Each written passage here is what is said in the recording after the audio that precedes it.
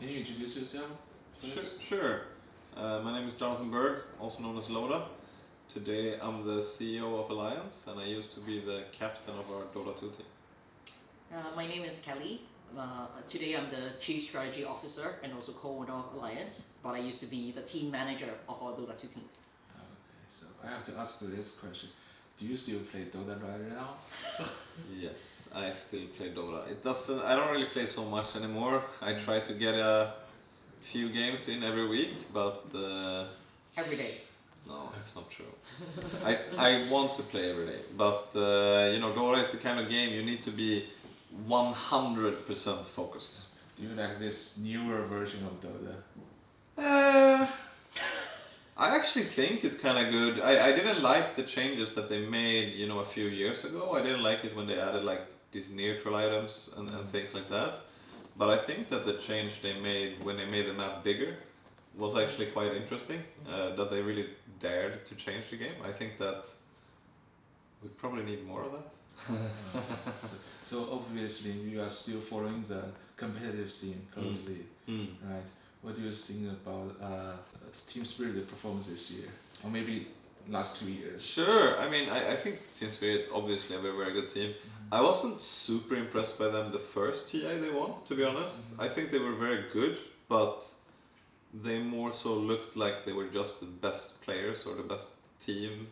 But this year I feel like they really broke the game in a sense. That's what I respect a lot, when people really master the patch and it's so obvious that they are a step or two steps ahead of the rest.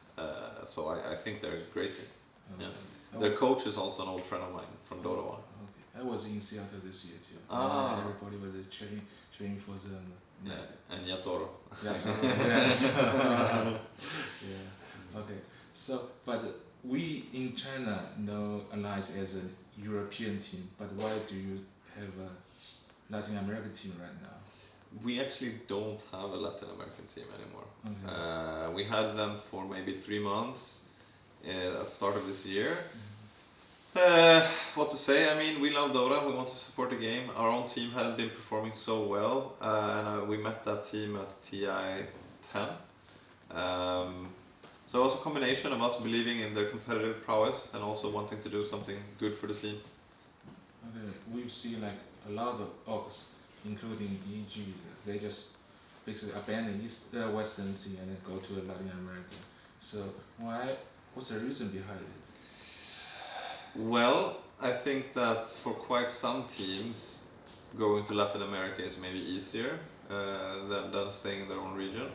For EG, it's hard to answer, to be honest. They signed the super team of South America, so Okay. so yeah, exactly, the DK of South America. But I personally think they did a bit of a weird choice, because I think their brand was they had such a strong brand in America. They had the most popular team in America. They had RTC, they had all these stars. And I think that when they picked up the South American team, they kind of lost their identity a bit. So for some teams that does it, I respect it, and I think it's a good choice. For them specifically, I think it was not. Okay. Obviously, like beside Dota, EG kind of doing they are not in good shape like in every title. So you guys were kind of sister team at one point with them. So what's your opinion on their experience? Do you want to answer that one? I think ever since their new investment took over, they made some really big moves, but they were very risky. I think the problem with the new management is they wanted so badly to move away to show that they're like, oh, we are the new management now. So they started to do a lot of things the opposite of what the old management would do. Which of course, when you buy a legacy team with such a big history, and if you're gonna change and pivot everything, you would better have a really strong business strategy. But it just felt a lot like they were doing things and the fans didn't understand why change being the best, and the richest NA organization, why do you change so much into almost nothing? I think a big thing about their branding is that they went to be like Live EVA, but back in the days, EVA Geniuses, we had quite a lot of players who were quite BM. So, you know, being quite BN, that goes with the title of being an EVA genius. But then with the new branding, they want to be Live EVA, but they also have a lot of like players that are quite soft and they're like very PMA, they're very like positive. So then all of this just in the end culminates into like it's not working out for their branding. So I think there was quite a lot of poor decision making as well. And now I think they're gonna have quite a few years to go back to what they are before. It's gonna be a long road for them, for sure. Okay. And is there maybe just one example of the so-called esports winter right now? So do you think esports really has a winter right? I think yes and no. I mean, I think the whole world has had quite some issues, you know, ever since the war in Ukraine, and then we have some other things going on. So I think that first of all, the whole world is a little bit in the winter. I think for esports, winter is a very strong word because I think we see that sponsorships have been a bit lower this year, and I think that's because of the overall market. But we also see a lot of other metrics in esports that keep developing in the right direction. So I wouldn't call it a full winter, but for sure we're in some kind of, you know, what do you call it, like transition period where I mean, tournaments are still sold out. You just went to TI, as you mentioned. Yes, It's a full sold out stadium. The fans are still there. They're still cheering for the And games. there were a lot of fans in Istanbul too. Yes. Yeah. The BMGC. It's a sold out stadium. So Okay. winter, I guess, it's more about the money and the business side. But I think that applies to every industry this year. I mean, I think also overall it's a bit like, now I'll give my personal opinion about it, okay? And we'll see if it's controversial or not. But I think that how I view it is that in the past 3 to 5 years, a lot of people have come in from outside esports into esports, and they've tried to find the esports model, and they've tried to find that model and copy paste that to everything that they do. But the reason why esports was always so exciting, the reason why people from outside esports wanted to look in, is because we were innovative. We were creating new things all the time, and we were pushing the edge kind of what it means to be an esport pro, and like content, you know, all of these things, entertainment. And in the past few years, I think it's been a little bit more boring, in the sense that a lot of people have been playing safe, and like to some extent there's been a bit of a disconnect, I think, between the fans, the viewers, all the players, and I guess the people who are trying to make money from it. Because, as Kelly mentioned, the interest is still there. It's bigger than ever. You know, even in Sweden we have stats. It's like 12-year-old kids, 9 out of 10 kids is a gamer. It's not going anywhere else than into the future. It's gonna stay esports. But we also have to put some time into what I said. We need to keep innovating. We need to keep defining what esports is, because it's something that is alive. It's not decided, you know. So that's my opinion about it. Yeah, it reminded me of my interview with Genji CEO last month. He was talking about he wants LCK to do more risky stuff, but they are like big orgs.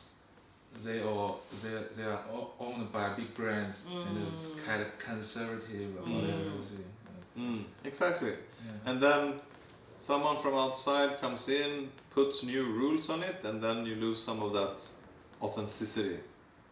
Yeah. Nice.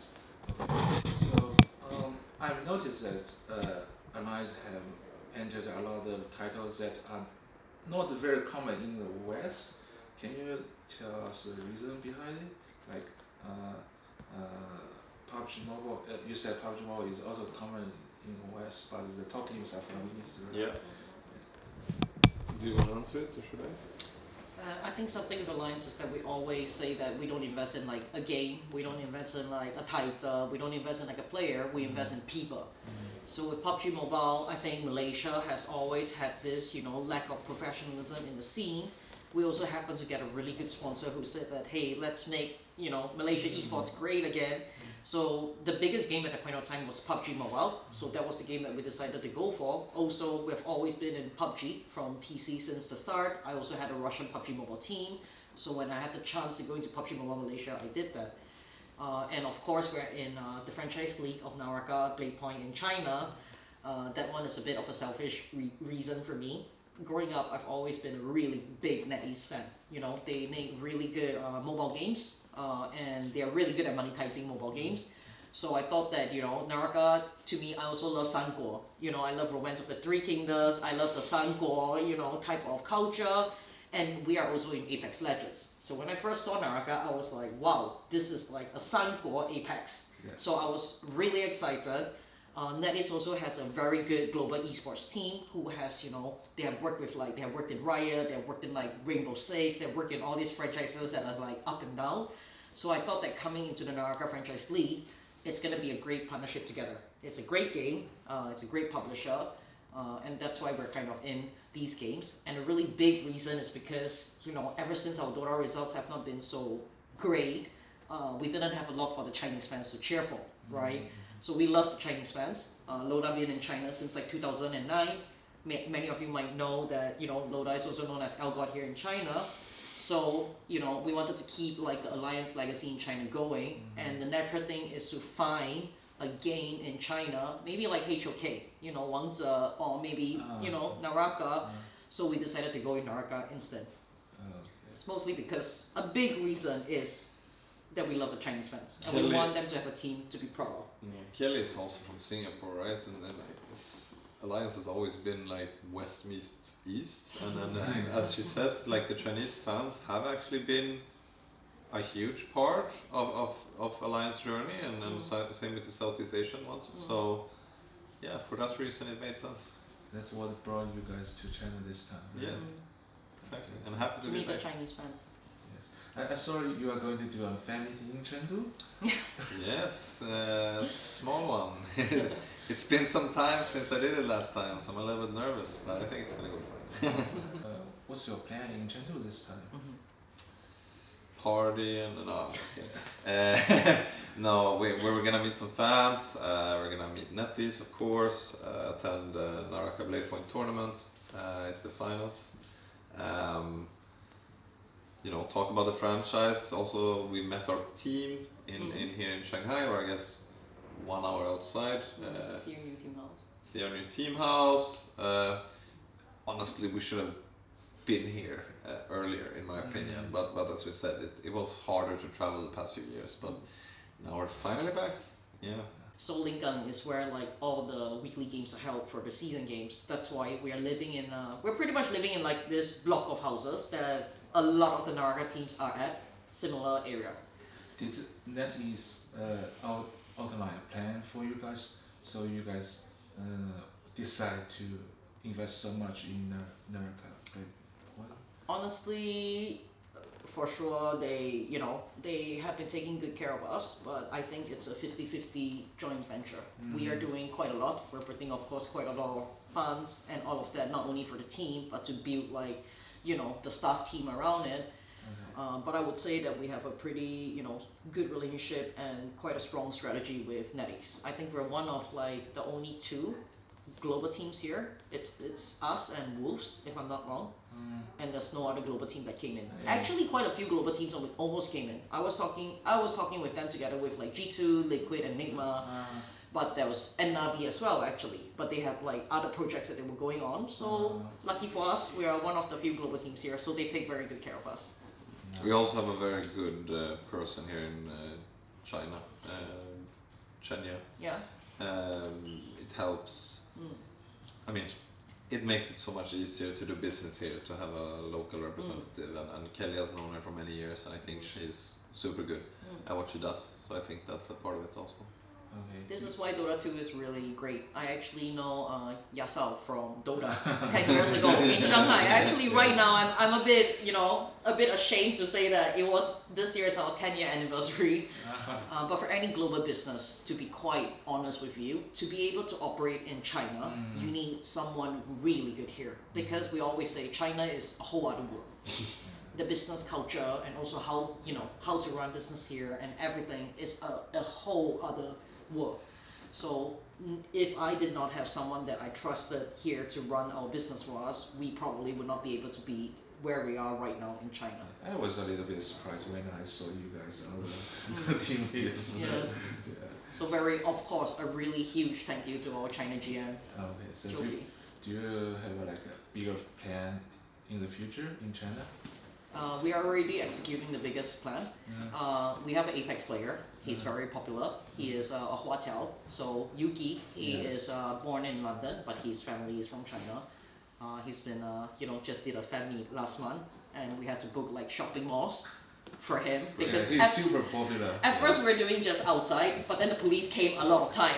They are like, "What are you doing here? Why is there so many people here?" And we were like, "Okay, now we really have to do something." So she kind of booked him like 5 cities, shopping mall. There was like 5,000, 8,000 people there. Almost like I guess Loda when he was younger. So that's great. The Chinese fan loves him, and we have someone to take over that role. In China to be the superstar for us. So we're very proud of him. Yes, one of my colleagues actually did an interview with Yuki last year, I guess, and he was super charming. Yes, he also, is. it was We online. like him a lot. Yeah. I told my Apex manager, before we signed him, 1 year before we signed him, I was looking at stream and I said, "Wow, this guy, can we sign him?" And my manager was like, "He's still quite newbie, But then like half a year passed, and I'm every month I'm writing him until my manager say, "I'm gonna block you," But finally one day he said, "Actually, this is the time to sign Yuki." So really quickly, when we just signed him, he wasn't even so big. He had like 20 viewers on his stream. He had like a few hundred followers. Of course, I understand he was like a TV model, TV star model here, but it was not the same in esports. So the moment he joined us, to be fair, he's very hardworking himself. So it all works out because as much as we want to push a player, he has to want it. So that's a really good thing going on there. When was Alliance founded? 2013. This year is 10 years. 10 Anniversary. years. Yeah, 10 years. So, But there's a double answer to that actually. So Alliance was formed as a brand in 2013, and back then we were American, and we were for sure a sister company to EG, as you mentioned. But 2016, we took over Alliance, and it became a Swedish entity. Okay. So that's how long we've been running it. But of course, we've been part of it since the start, so it felt like we've been here the whole time. Yes, obviously you have like watched all the games, like invest in different titles, like all kinds of titles Western Europe. Yeah. Do you like have a preference or model? Like how do you decide this esports title is good? I have to invest in it. No, I can answer. Yeah. I mean, I think it depends a little bit. I mean, we love games. Is the first answer. It's like if we really love a game, we have to like to play it first. There's a huge chance we're gonna sign it. It's the same thing. Like why we went into Apex was because we had someone inside that company who was extremely passionate about it, and he was able to get us into it, and then we started liking the game, and then it makes sense. Then of course the developer or NetEase or Respawn or Valve or whoever, it's a very big part of the decision making to have a serious game developer or who's releasing the game, because they own the IP to the games. They own the IP to the games, and it also shows, are they going to invest into this long term? Are they going to make sure that the game stays alive, and are going to keep filling it with content, right? Like these things are all very important. For example, in PUBG, Tencent is a incredible company, I think, honestly, in many ways, and you know that if they do something, they're not gonna do it half-assed. It's gonna be from the bottom up, and that's for sure one reason. I think the third reason I would say is a little bit from the heart, to be honest.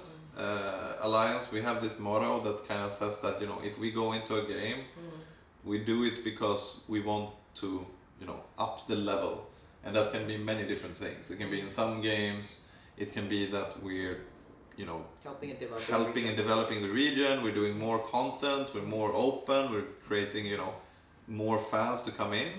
Sometimes it can be for other reasons, there's a tournament that needs a international brand. As I told you earlier, going into South America, it was a double reason. It was both because of us having a lot of fans down there. We love Dota, and we love the people on the team.